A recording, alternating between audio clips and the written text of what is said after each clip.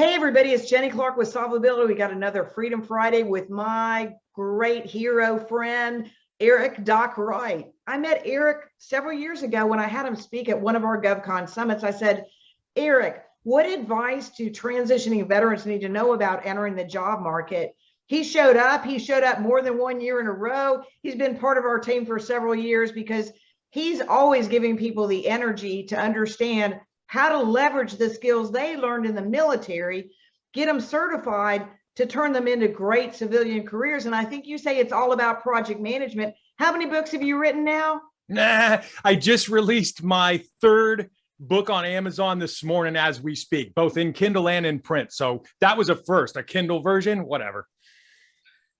So Eric, what I wanted you to talk about is Agile. I know that means a lot of different things to a lot of different people, but what's different about what you're going to be talking about is how do veterans use it, why people might want to hire veterans, and how they can get the training, and what a difference it makes for them as employers in their organizational development. So I'm just going to let you take it away, Eric.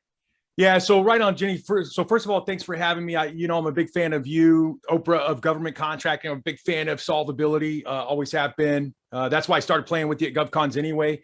As we get rolling, there's one of the books behind me right there.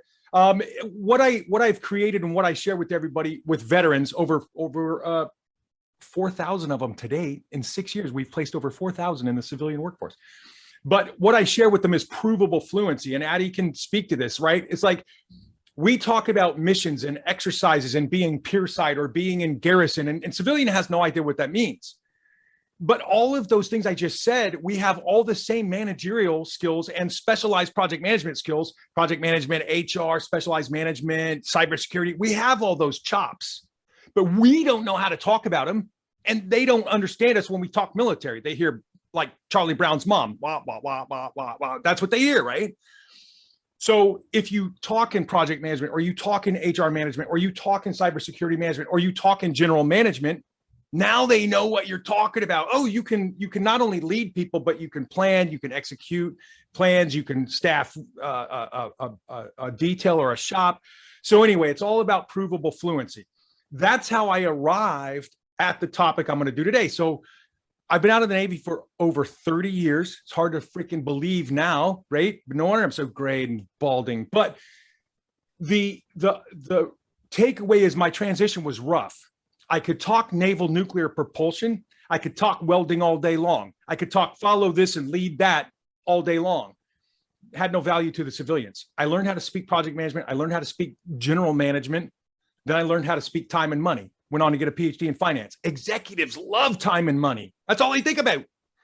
So you talk time and money, they're listening. You handle their time and money well, you make them more, you save them time, make them more money.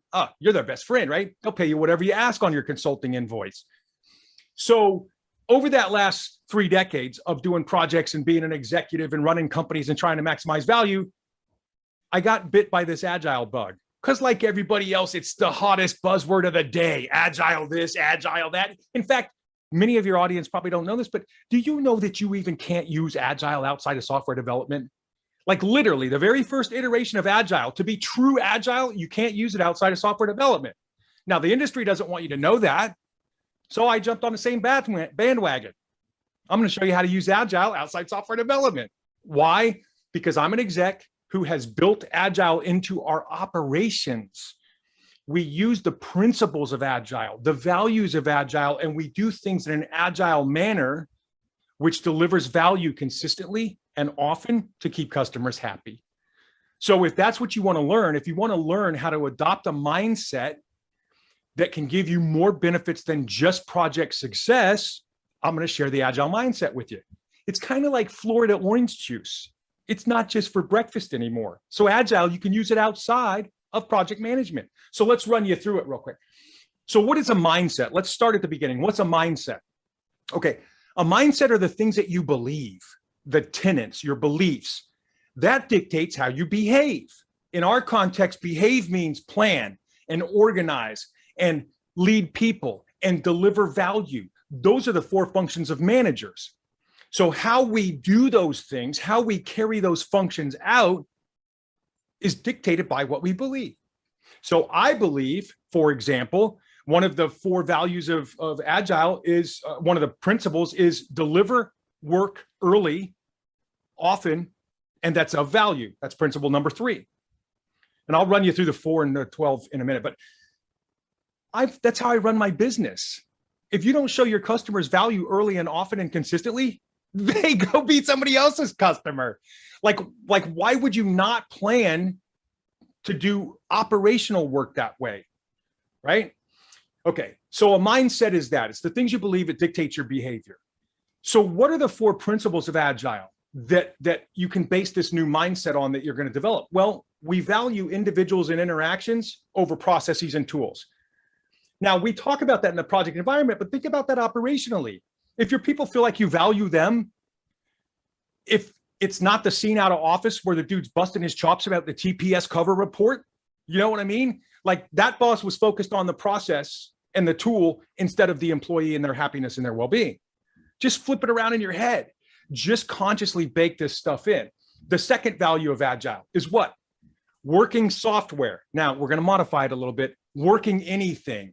If Addie wants me to build her a website, I show her a button. She can click on a button. It takes her to the second page of her website. That's value to her. It's not a lot of value, but at least she's like writing checks and she sees something coming back for it, right? Traditional project management, what? Addie commissions a project. I go away for 9 months. She keeps writing checks. She doesn't see anything. And I come back at the end of the day and hope it meets the mail and hope she says yes, right? That's crazy. Why do it that way? Third Agile value, right? Collaborate with your customers over negotiate contracts with them. Now, I'm not saying there aren't terms and conditions, especially for this audience, federal contractors. I'm not saying there's not terms and conditions that you have to meet or you get like sued or lose the contract. But gee whiz, if Addie wants something, why not work with her to get it built in while we're building it instead of waiting at the end or renegotiating the contract and adding a mod for extra clean lines and all of that stuff. As long as we're making a buck and she's getting what she wants, let's figure out how to collaborate and do that versus contract it. We'll contract it afterwards.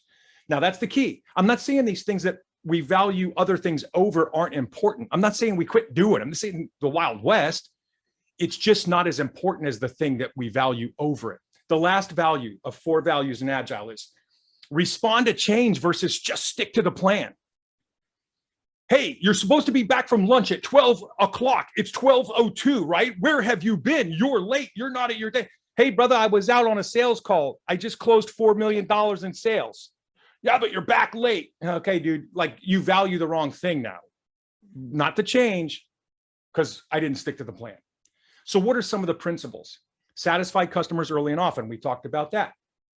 Decompose the work into small chunks so that you can get them done quickly and show value.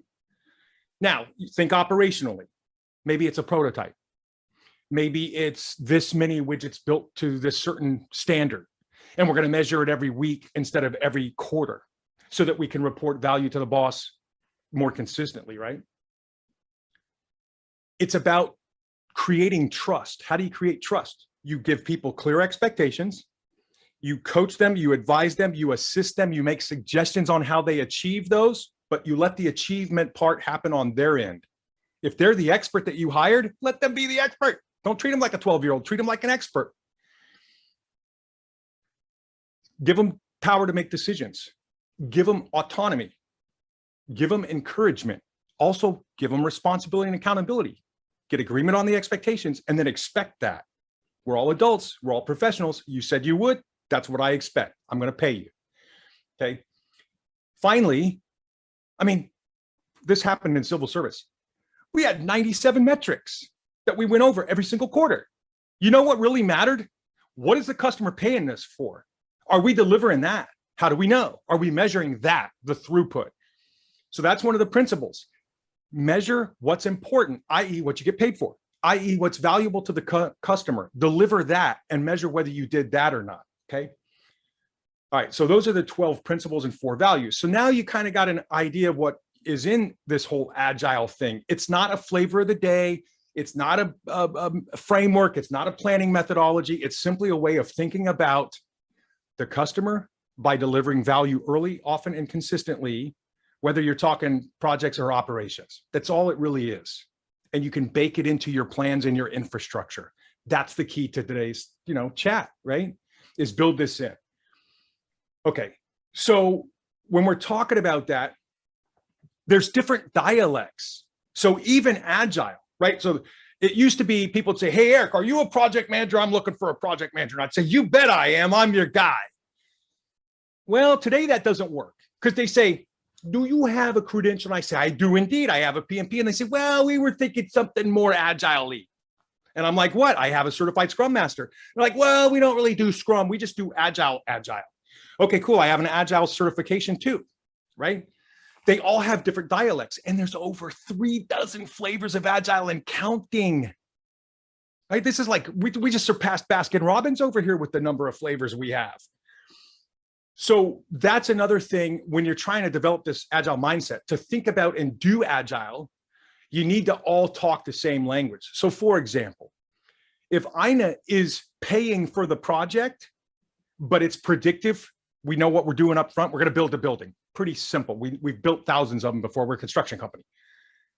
We can plan it up front. She can pay for a lot of it up front. We can buy the resources, we can execute the plan, and we can inspect the building and hand her the keys when we're done. Okay, that's predictive. In that instance, in that context, she is the sponsor of the project because she's paying for it. If, however, what we're building, INA, is a website, so we don't know what it's going to look like.